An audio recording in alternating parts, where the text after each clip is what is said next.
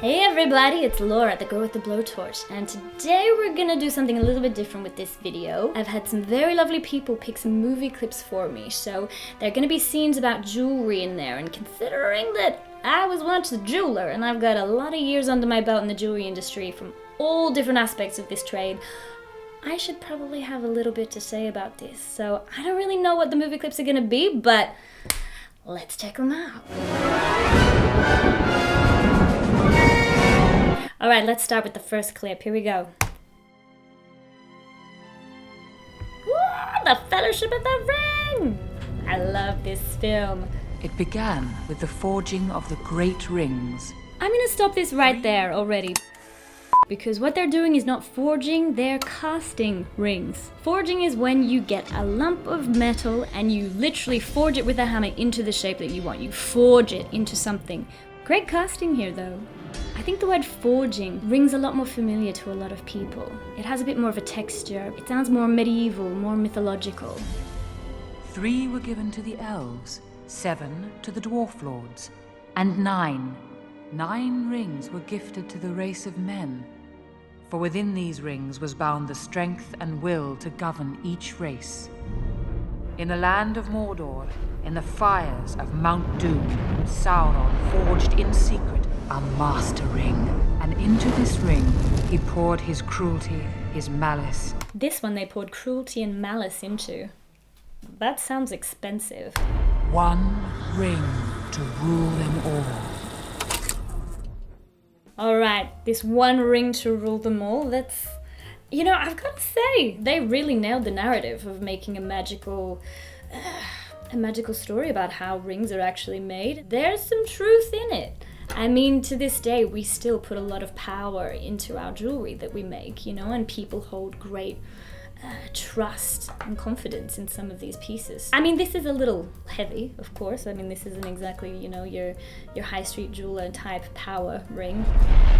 So I like what they've done here. They've changed the design for each of the different races. This is jewelry used for storytelling purposes, differentiating between the different races and where their status lies, basically. So these 3 that were given to the elves, they're glorious and grand, and the detailing looks a lot finer and a little bit more magical. The one on the left looks like a garnet and almost has like a bit of a Celtic vibe with the plaited silver wire on the side. Got a nice medieval feel to it.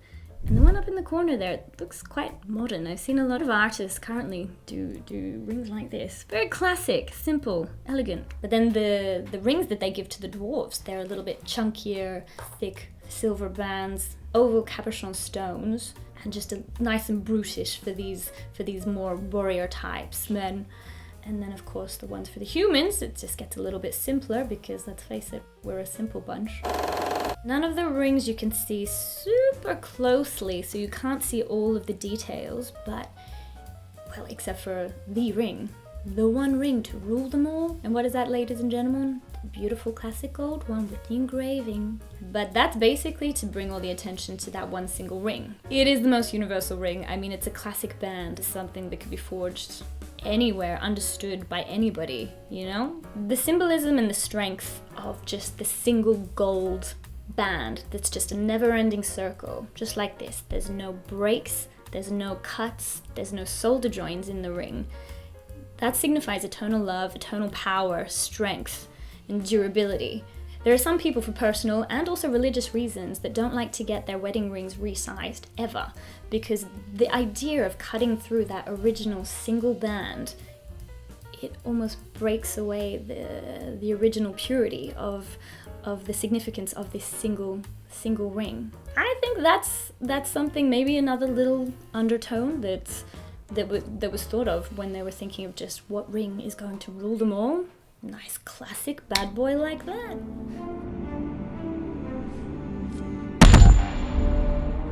Okay, now we're going into clip number 2. Titanic!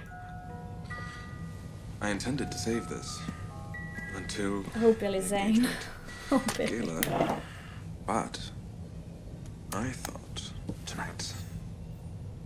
Good gracious.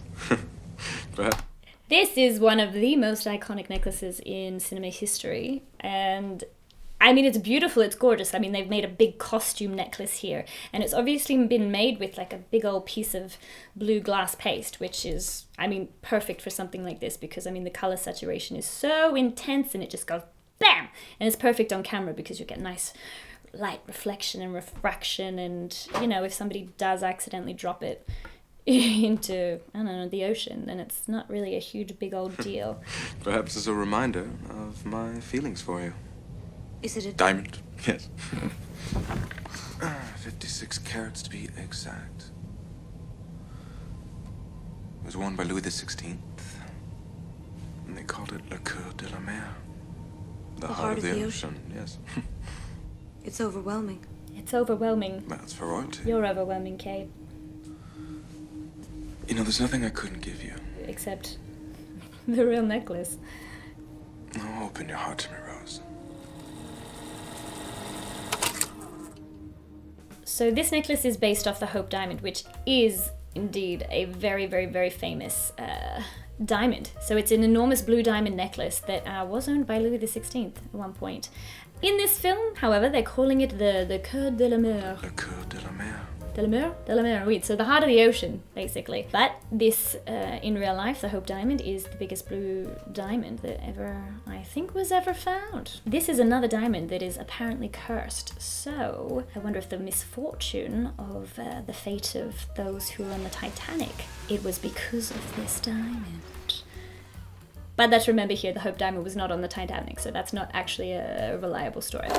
What's interesting is that blue diamonds are actually one of the rarest colors that you can get for diamonds, so there's not that many of them around. So to have something this enormous, like this enormous, to have actually ever been found, of course they're going to make a movie about it. But what it happens actually, the blue color comes from a deformation in the crystal structure, so you don't really get too many of them. It's overwhelming. What's interesting about this clip is that it's also being tied to the notion of power. So what Billy Zane is doing here is when he's giving Rose that necklace and he's putting it around her neck, it's as though he's tying her to a leash.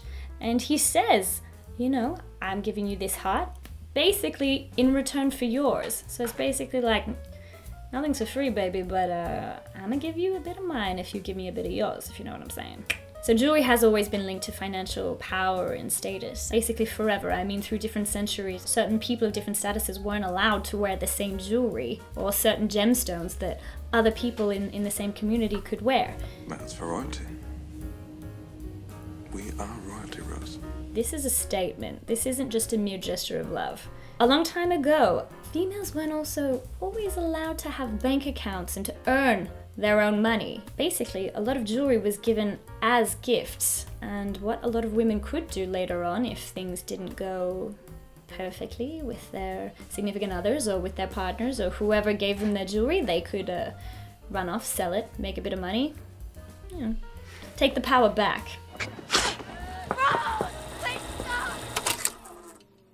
Round number 3. First team, All-American. The mother flipping Great Gatsby. I really like this film. It's beautiful, it's over the top, it's glorious, and it's everything that you imagined the Roaring 20s to be, including the alcohol problems. If you're any good.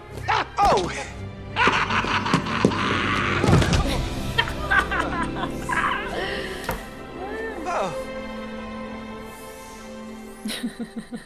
It's pretty impractical having all of those sheer curtains just swinging around the place. Ooh. Oh, the beautiful ring, the beautiful engagement ring on Daisy Buchanan, the golden girl. Sorry, thank you. Is that you, my lovely? Daisy Buchanan, the golden girl. Oh, it's quite a sad story for her. She's this bored, desperate housewife that has absolutely everything she could ever want, except the true love. This scene where Daisy is just like lounging over the canapé and you see these enormous 2 big-ass diamond Art Deco bracelets. Heaven. I just need to say, heaven. I am a sucker for some good Art Deco bracelets. Some of them were so wide, I mean, it was just purely a show of wealth and money. Is that you, my lovely? So you're introduced to the character who is obviously bound by her status. This jewelry that's just basically just thrust upon you. She's just defined by what she's wearing. She's defined by this status that is literally dripping off of her fingers. And that does sort of play into the tragedy of it all. So just a couple of shots of this character's jewelry and you already know what defines this character. Do they miss me in Chicago? Tragedy! And diamonds.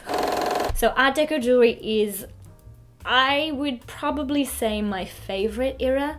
I have a lot of favorites of everything, but Art Deco is up there. I mean, the detailing is so incredible. We're talking about a big industrial machine age where there is a lot of new money that's coming into town. And I mean, a lot of the really, really, really good Art Deco jewelry, a lot of it did come from America. But even in this time, they had a lot of colored stones that are used to accentuate the diamonds. Just little fine little colored stone details, little sapphire or a little emerald, just little trillion cuts or tiny little details everywhere. But diamonds were the talk of the town in the 1920s. Art Deco and Great Gatsby, that reflects that. I'm Gatsby. I've been very, very fortunate to work with some very, very, very special Art Deco jewelry over the years. But I also do need to say that those lovely people who own them, you do need to take care of them. I mean, they're 100 years old. If you're one of these people that get upset by having a tiny little diamond fall out of your beautiful 1920s platinum bomb ring because you've been washing up with it, I would just like to say, please don't do your washing up with your Art Deco jewelry on. You're not going to do your washing up with the face of your grandmother. You're not going to put her face in the water and shake it all around. I mean, at least a tooth is going to fall out. Just think of it like that, okay? How gorgeous. Alright, now we are on to a kiss on the hand. Gentlemen Prefer Blondes. Marilyn Monroe, 1953. Diamonds are a girl's best friend. I think we're leaning into like some severe marketing here. Is that where these clips are going? I think we started off with power going to marketing. Is this like a Robert De Niro situation as well? First you get the power, then you get the money, then you get the women. I think I have that backwards, but that's what I feel like we're doing here. Square cut or pear shape, these rocks don't lose their shape. Diamonds are girls. What's that, Marilyn? I don't remember that bit. Straight up, she's not wearing diamonds. It's a ruse! Tiffany's, Cartier, Black Star, Tiffany's. Okay, there's definitely some big endorsements in here. Cartier. I know what's going on here. Diamonds are a girl's best friend. This movie is a little glass of champagne. I mean, this is just like, a breath of fresh air. It's glorious, but this is also, what she's wearing is immensely beautiful 1950s cocktail jewelry. Like, okay, let's just say I've got a very nice little collection of just very cool paste, just costume jewelry from the 1940s, 50s, and 60s, and it is damn glorious. You don't have to wear diamond jewelry. The jewelry that Marilyn Monroe is wearing in there is obviously just costume jewelry. It's glorious, but I don't think anyone in the world could afford to actually wear that many diamonds in one go. Oh, actually, except like, oh, no. Okay, there's been a few people, but not many people. This is quite a significant moment in history and pop culture, cinema, where the world of jewelry has collided with cinema and just the glorious nature of also endorsing brands and spending money a very cool thing to do. Of course, endorsements have always been a thing in movies for a very long time. This is obviously just on a grand scale. Cartier, Tiffany. But yeah, the veil between commercials and movies can be pretty thin sometimes. Oh, hello there. This is Laura from the future. Now, this video turned out to be a little bit longer than expected, so we've cut it into two, and we're gonna release the second part in the very, very, very near future. So, if you like this video, click subscribe and come check me out next time for the second part of this gemstone adventure. I'll see you soon. So, I'll see you soon, which means Laura from the future will be seeing you soon, which means I'm from the past now. Am I existing in the past or the present or the future? So, future